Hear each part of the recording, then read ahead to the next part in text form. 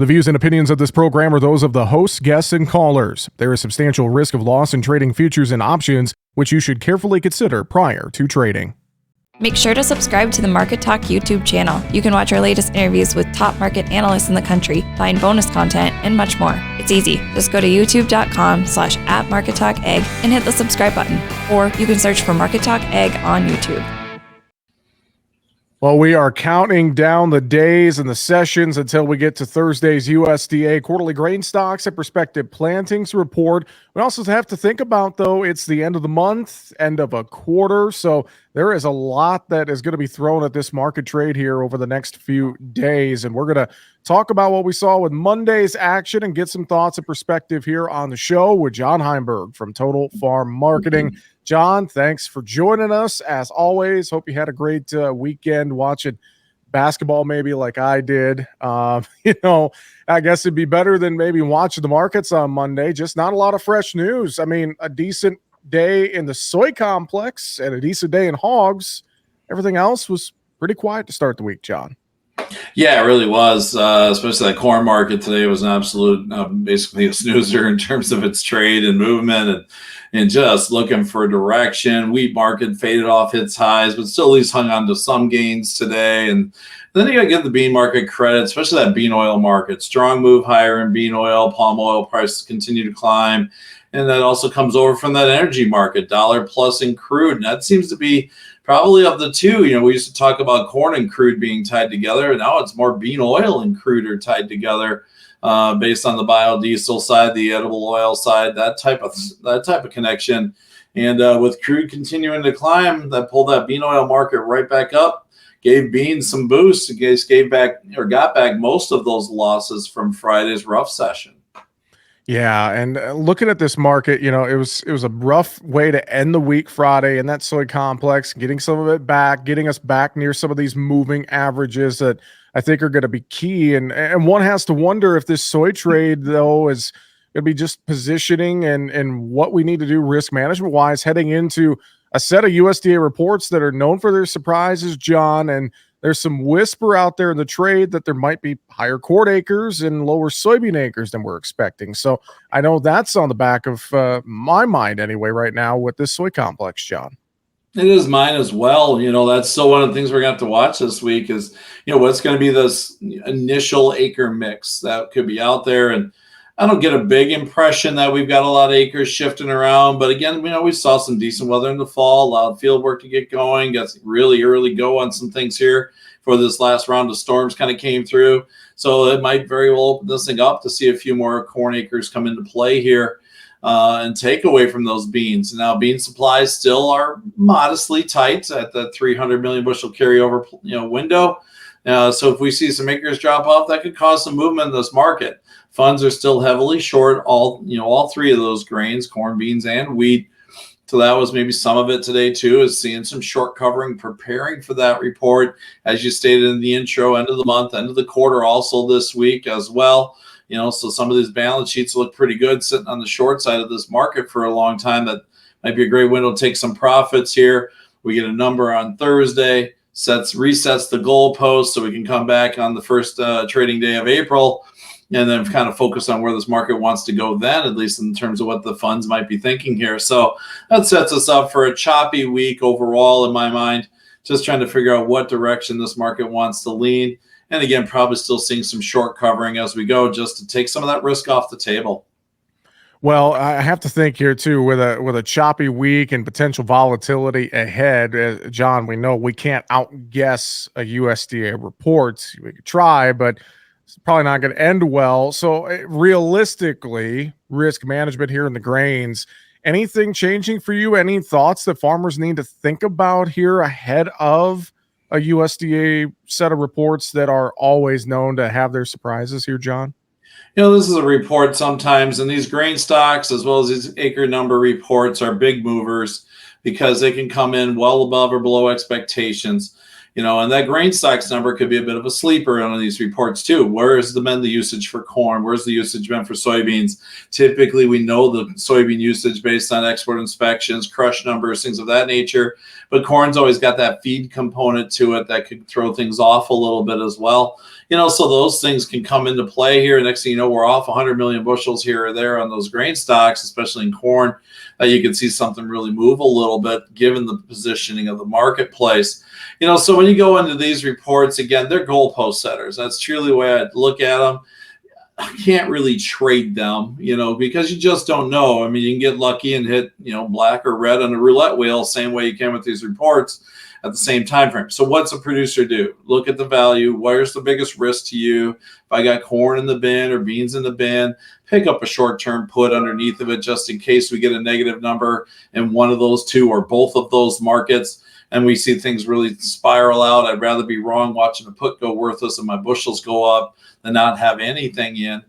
So that's one of the plays. If you've made some sales, you're afraid things could pop off this, go get some calls, get some time bought into them, just so that way if you're wrong, they got time to continue to work down into, get them out into the summer weather window. September is an area I've been really talking with a lot of producers about, in terms of soybean or corn calls. So that's kind of how you got to handle it. Is just look at the biggest the picture right now, where's the area of your biggest risk? Make sure you have something in play just in case we get some type of a bold move off of this report.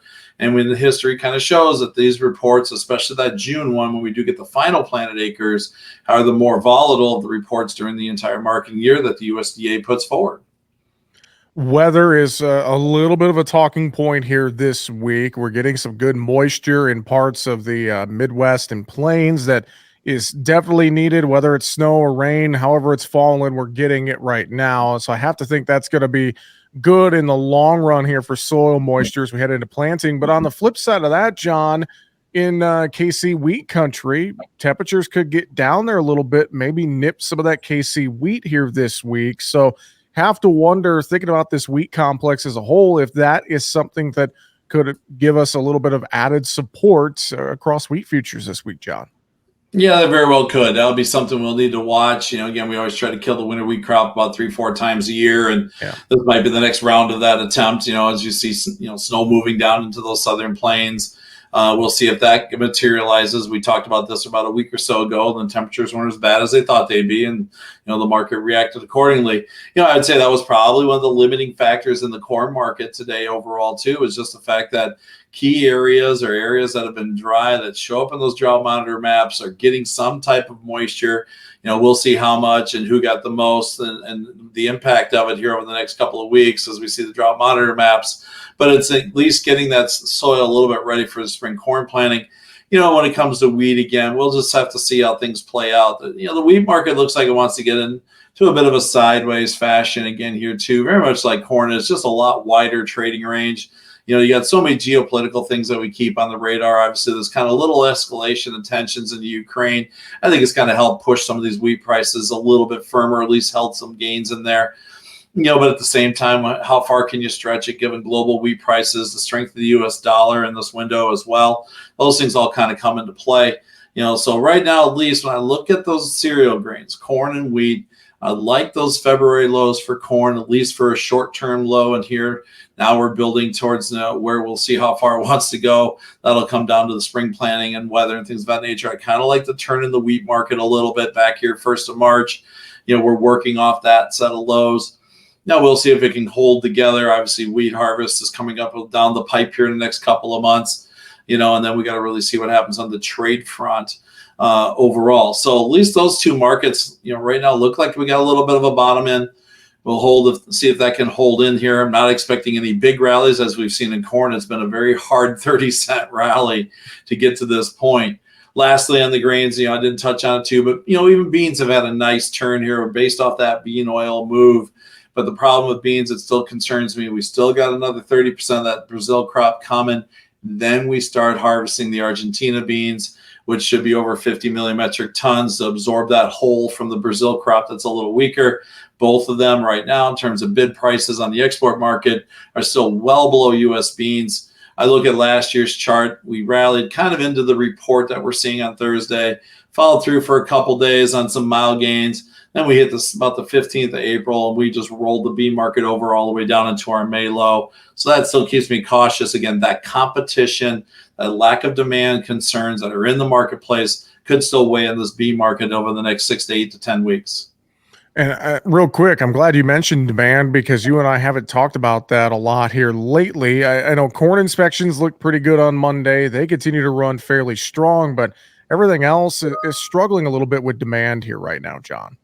Very much so. I mean, obviously that comes down to the competition side. Now, bean shipments are still good. I mean, we're Yeah. not over 1 million metric tons, but we're in the middle of the range, and we're just kind of moving these beans out, which is nice from the standpoint of we don't have that potential for cancellations goes down every time another bushel walks out the door. So we need to keep those beans moving. Like we saw in the wheat market when those cancellations came, the damage it did. Imagine if that happened here for beans. So wheat on the other side, again, we're struggling against those European prices, the Russian prices. We've seen a nice move in the European wheat. Again, some of that tied to some of the pop and the escalations in the Ukraine. And that probably is what helped give this market some support. So yes, still wheat and soybeans are struggling on the demand front here. We really need to see those bushels get sold and get moving. Even we had we saw some new crop bean sales popping a little bit last week on that one overnight sale. We need to see some. We're well behind where we were last year in terms of 24, 25 bean sales here as the global supplies are just focusing on what's coming out of South America. And we're going to be still sitting on the sidelines here. We are talking today with John Heimberg from Total Farm Marketing. John, let's go over to livestock and let's start with the hog trade on Monday. Pretty solid day on the futures there. I noticed the cutout value was higher as well at midday on Monday. I mean, your thoughts, hogs? Was it some of just some good money flow overall, plus cattle being lower maybe helped out? I don't know. Your thoughts on the hog trade Monday? We're seeing some good export demand into hog markets right now. Again, last week's sales, 30,000 plus tons on the weekly export sales report on Thursday. Excuse me. And then we also saw, good close on carcasses the end of the day on Friday. Another good day at midday, $95 now on hog carcasses. That's keeping that cash index trending higher. So maybe we found a little bit of a bottom. I know I've been kind of negative on the hog market at this price value, but now we're getting ourselves a little bit sideways, building a bit of a trading range. So we'll have to see how this kind of plays out. Again, still don't like the longer term picture here, just given the amount of time that we put into this rally and the fact that the hog market has, really got some good gains in it. It makes me a little bit cautious. But at the same time, right now, the demand seems to be there. The prices in terms of the cash market are still holding and trending higher. And that's just enough that this hog market can kind of hold in here at this time frame. How about over on the cattle side? Cattle on feed report on Friday, of course, that placements number, 110%, was even higher than the highest trade estimate. Yet I felt like cattle until late in the day Monday, for the most part, held in there with that bearish number. It just felt like a lot of it was factored in until we saw some late session selling. Your take on the cattle trade and that on feed report we got on Friday, John? We look at that placement number. Let's just kind of get into particulars of maybe what happened there. Now, that was a big number, and that was definitely bearish for the marketplace. And, I do think with the set fact we dropped a handful of dollars on Thursday and Friday, did have some of that already priced in.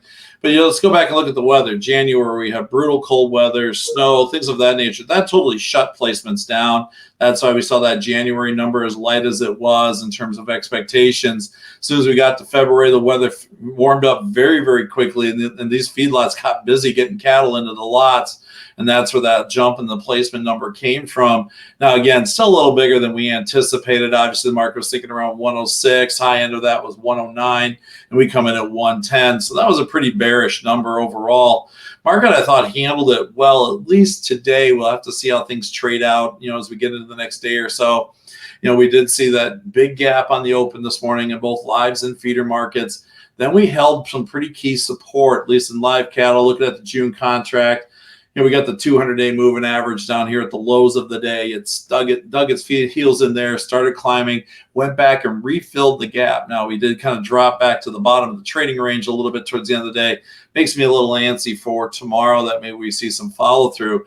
But then you got to throw the fundamental side of this into the equation. Okay, choice carcasses, still 310, 313 levels, still good value there. Cash trade higher for the fourth consecutive week. I mean, you got June cattle trading at 181 and cash is at 190 plus up there. That's just going to make it real hard for, I think, this market to sell off. If that trend continues, there's still just not a lot of cattle out there. just talking to people, trying to find feeders, selling their live cattle. The packers are looking for cattle. Now, I think could be a bit of a curveball. It'll be the short and kill week this week with the Easter holiday and Good Friday. We'll have to see how that plays out in cash trade. But at least right now, I think tomorrow will be a fairly key day. Can we hold the technical side of the picture off those lows from the day? Otherwise, the fundamentals still say this market's going to stay supported, not necessarily running higher, but maybe we stay in this sideways range. All right. Good thoughts. Any notes for us in the dairy trade real quick as we wrap things up? We finally saw a little bump in cheese trade today, so that at least got us some positive numbers here, and that's still the issue. Down the road, we've lost a lot of cattle, but milk production's picking up. So that's just been the side of it that's just kind of weighing on the demand overall. That's weighing on milk prices. We hopefully got a low in last week. We'll see if that holds, but we need to see some cheese price pick up. We need to see some product price pick up.